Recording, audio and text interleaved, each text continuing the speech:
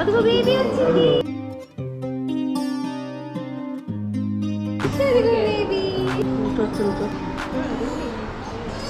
Hello అందరికీ, ఈ video అయితే నాకు చాలా మెమరబుల్ వన్.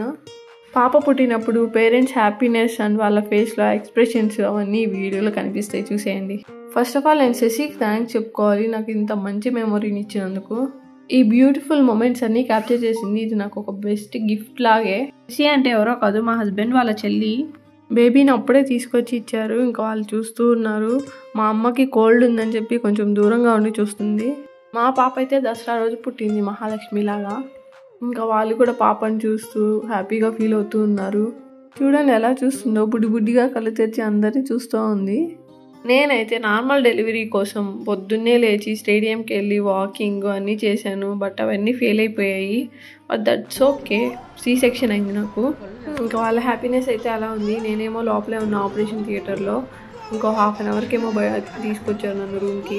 ఇక్కడ చూడండి వైక గొడవ చేస్తూ ఉంది. ఇప్పుడు వరకు తనని ఆడిపిస్తూ తనని ఎత్తుకుంటూ అలా ఉండేసరికి మళ్ళీ ఇంకో బేబీ వచ్చేసరికి దానికి ఏం అర్థం అవ్వలేదు. అందరు పాపను చూస్తూ ఉండేసరికి వైకాకి అయితే గాన్వితో ముందు నుంచే బాండింగ్ ఉంది.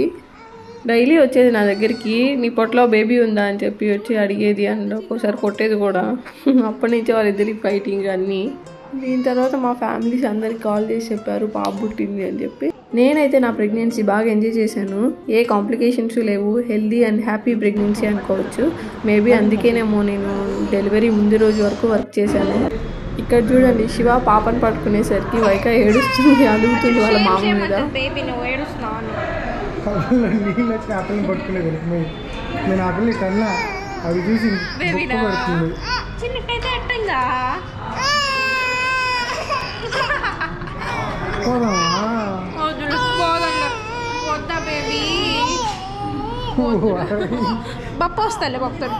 ఇప్పుడు నిద్రకి కూడా వచ్చినట్టుంది, దానికి ఏం అర్థం అవ్వలేదు. నేను నెక్స్ట్ డే నుంచి బాగా చూసుకునేది.